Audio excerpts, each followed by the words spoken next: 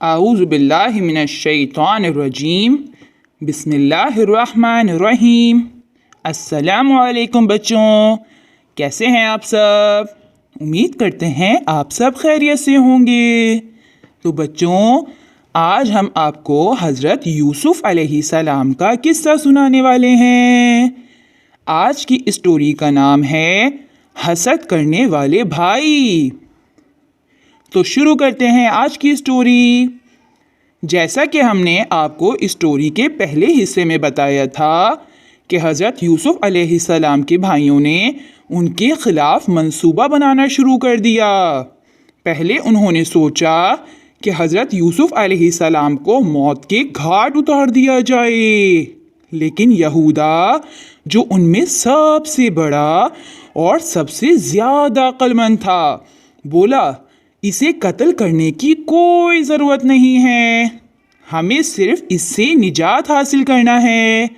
اسے کسی ایسے کنویں میں پھینک دیتے ہیں جو عام گزرگاہ پر واقع نہ ہو، وہاں سے گزرتا ہوا قافلہ اسے نکال لے گا اور اپنے ساتھ لے جائے گا۔ وہ کسی دور دراز سرزمین میں جا پہنچے گا اور ہماری نظروں سے اوجھل ہو جائے گا۔ وہ چلا جائے گا تو ہمارے والد پھر سے ہمیں پیار کرنا شروع کر دیں گے۔ سب بھائی اس پر راضی ہو گئے۔ اگلے روز وہ حضرت یعقوب علیہ السلام کے پاس آئے اور ان سے اجازت طلب کی کہ حضرت یوسف علیہ السلام کو اپنے ساتھ کھیلنے کودنے کے لیے لے جائیں۔ حضرت یعقوب علیہ السلام پہلے راضی نہیں ہوئے۔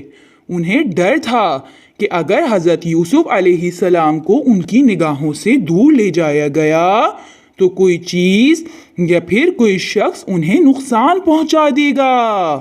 ان کے بیٹوں نے انہیں یقین دلایا کہ وہ حضرت یوسف علیہ السلام کا پورا خیال رکھیں گے اور انہیں کوئی نقصان نہیں پہنچنے دیں گے۔ بالآخر حضرت یعقوب علیہ السلام مان گئے۔ جیسا کہ منصوبہ تھا، بھائی حضرت یوسف علیہ السلام کو اپنے ساتھ لے گئے اور مارنے پیٹنے کے بعد انہیں ایک کنویں میں پھینک دیا۔ انہوں نے حضرت یوسف علیہ السلام کی قمیض لی، اس پر بھیڑ کا خون لگایا اور پھر روتے پیٹتے حضرت یعقوب علیہ السلام کے پاس پہنچ گئے۔ انہوں نے حضرت یوسف علیہ السلام کی خون آلودہ قمیض حضرت یعقوب علیہ السلام کو دکھائی اور کہا کہ ایک بھیڑیا ان کے بھائی کو کھا گیا ہے۔ حضرت یعقوب علیہ السلام نے کہا، عجیب بات ہے کہ ایک بھیڑیا میرے بیٹے کو کھا گیا، لیکن اس نے قمیض کہیں سے نہیں پھاڑی۔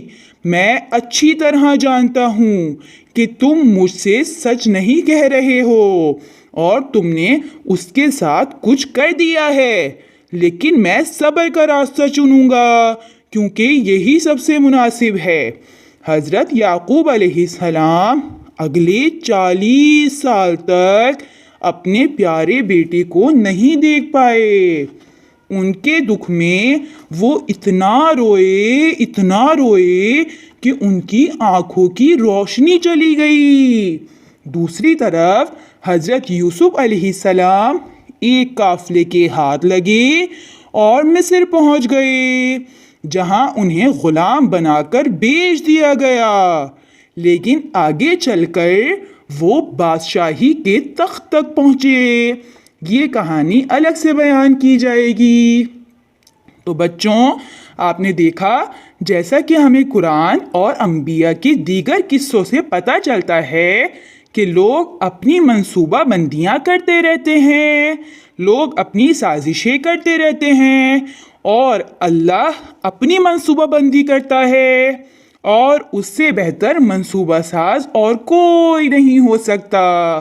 بہت کم لوگ ایسے ہیں جنہیں اللہ کے منصوبوں سے محدود شناسائی عطا کی جاتی ہے، اور ایسا کوئی نہیں جو اللہ کے منصوبے کے خلاف چلے اور کامیاب بھی ہو جائے۔ تو بچوں امید کرتے ہیں آپ نے اس اسٹوری کو غور سے سنا ہوگا اور آج کی اسٹوری آپ کو پسند آئی ہوگی. تو بچوں آپ جلدی سے ہمارے کچھ سوالات کے جواب دیجئے. آپ ہمیں بتائیے کہ حضرت یوسف علیہ السلام کے بھائیوں نے ان کے ساتھ کیا سلوک کیا، اور آپ ہمیں یہ بھی بتائیے کہ حضرت یوسف علیہ السلام کے بھائیوں نے اپنے بابا حضرت یعقوب علیہ السلام سے کیا کہا کہ حضرت یوسف علیہ السلام کے ساتھ کیا ہوا ہے. اور آپ ہمیں یہ بھی بتائیے کہ حضرت یعقوب علیہ السلام اپنے بیٹے حضرت یوسف علیہ السلام سے کتنے سال تک دور رہے. تو بچوں جلدی جلدی اپنے آنسرز ہمارے دیے گئے نمبر پر سینڈ کر دیجئے. ہم پھر حاضر ہوں گے ایک نئی اسٹوری کے ساتھ. تب تک کے لیے اللہ حافظ.